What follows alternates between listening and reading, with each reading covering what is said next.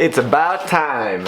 If this is the first video of mine that you're watching, you miss out on everything. It makes no sense to continue watching. This video is gonna make no sense to you. But for those of you that were watching, you guys know I did a 30-day fitness challenge. I called this the 30-day fitness challenge, but it would more appropriately be described as a 30-day vegan bulking challenge. But I didn't write it because 30-day vegan bulking challenge days 1 to 24 parentheses with friends is a very long title to use, so I kept it simple, 30-day fitness challenge. I've been wanting to make this video for a while now. So much has happened. I went to Rome, I started a new business, scientists proved that jump cuts equals steroids. There's just been so much going on. Everything has been so action-packed. And I'll talk about the business and all that stuff later on in the video, but for now let's get down to the actual 30-day transformation.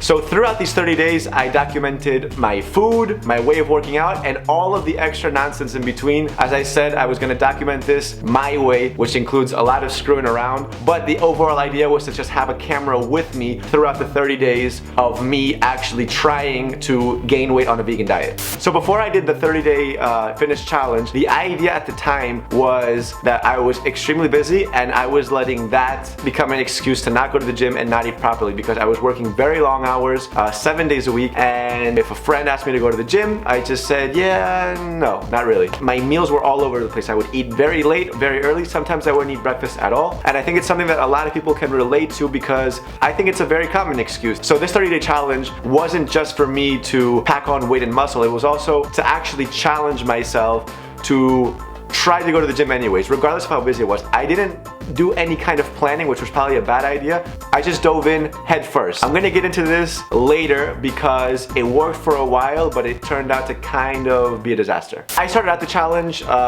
I would say actually undernourished because I think that I was below my ideal kind of body weight. I started off at 63.9 kilos, if I'm not mistaken. My daily objective was to eat around 3,000 to 4,000 calories per day with around 100 grams of protein, and I did not care about anything else. I've always been someone that has a really hard time gaining weight, so I did not care about carbohydrates or fat at all. Actually, a lot of times in the morning I would eat like a soft pretzel. I'd eat 3 or 4 of them because each pretzel had over 300 calories, 10 grams of protein, and not that much fat. It tasted great, and for me it was really easy to get the first 900 or 1,000 calories out of the way. A lot of my food choices were based on what I was in the mood for. I wasn't giving myself like jail food or this kind of food that is just like nutritious but tastes like crap. I more or less just pigged out the entire 30 days. So here for the first time I'm going to show you some never before seen footage of me before the 30-day challenge and after.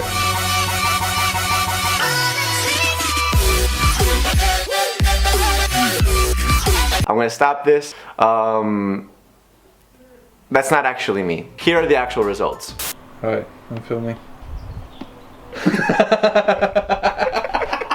Skin and bones, 63.9 kilos, and by the end of it, I ended up at 69 kilos.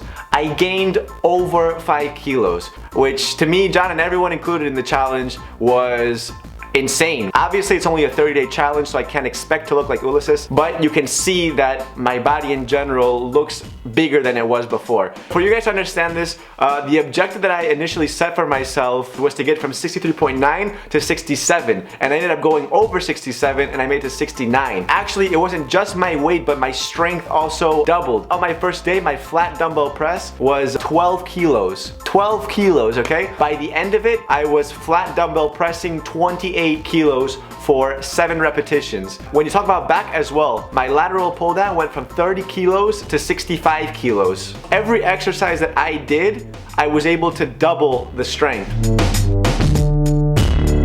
Bulking on a vegan diet for me was something that I had never done in my life. I had already bulked on a meat-based diet or a diet that consisted of meat, but this was very different because I had to find different ways of getting my protein and macros. It was actually so much easier than I thought it was going to be. Literally, I was just stuffing my face and the macros came by themselves. A big difference between when I was eating meat and now is that when I was eating meat and I was bulking and I was doing a dirty kind of bulking, my kind of dirty bulking at the time was like Big Macs, all kinds of kebabs, just really greasy, meaty food that was just kind of terrible for digestion. I remember that I did have sometimes problems with digestion.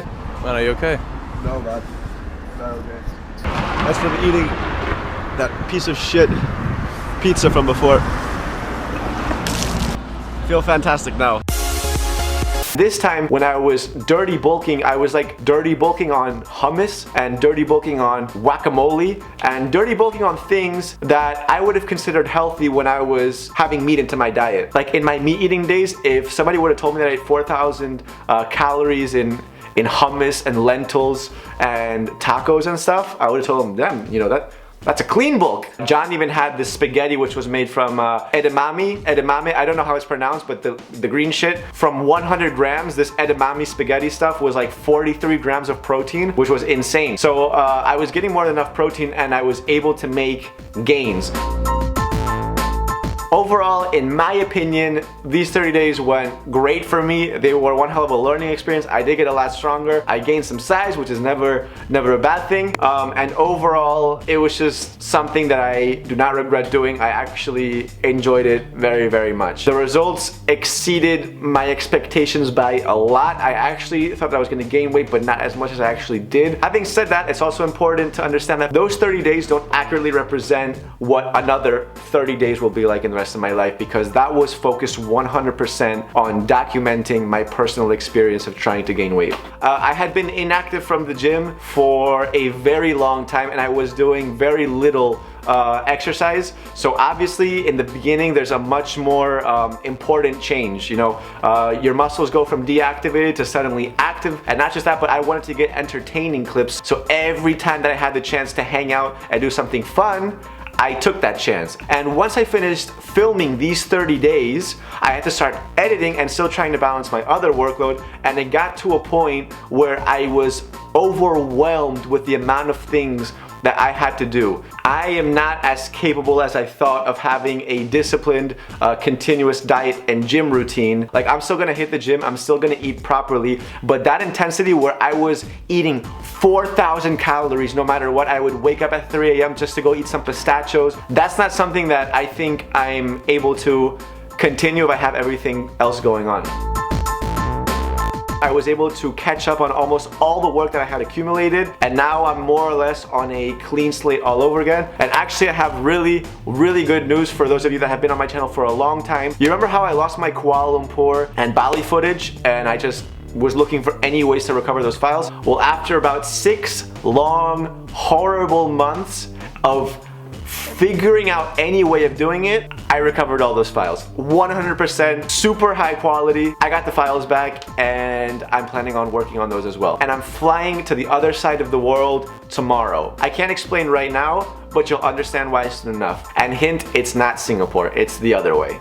The last thing, I don't want to make this long, is that I explained earlier that I started a business. One of my business partners used to have a food tour. So, you know, people would come on vacation to Barcelona, they'd be looking for somewhere to eat, they would reserve a food tour. His business would take care of that. They would take them to specific restaurants with everything included and get them there. So, to me, you know, considering the relationships that I've built with many people in Barcelona and vegan businesses, I decided to start a vegan food tour with this friend, and we've actually already launched it. We've had 15 people already try it out as a little test. I'm leaving a link in the description below, but I'm also looking for someone to start this business somewhere else in the world, because we already have a contact in Paris that's gonna do the same under our name, and now we're looking for someone else. Sorry to everyone that lives in small towns, but we're looking for big cities such as Los Angeles, New York, Singapore if you happen to be there, Helsinki. That's the kind of style that I'm looking for. If you think that you would be able to start and manage this on your own,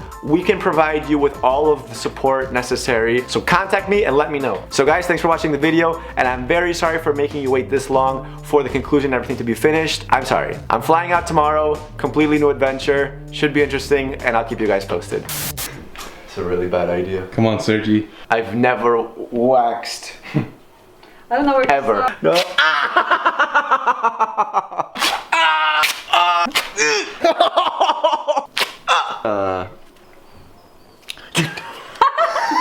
Just gonna leave it on? The worst idea ever. It was so not worth it. I'm not even a bodybuilder or anything. I'm just a 1 month transformation, man.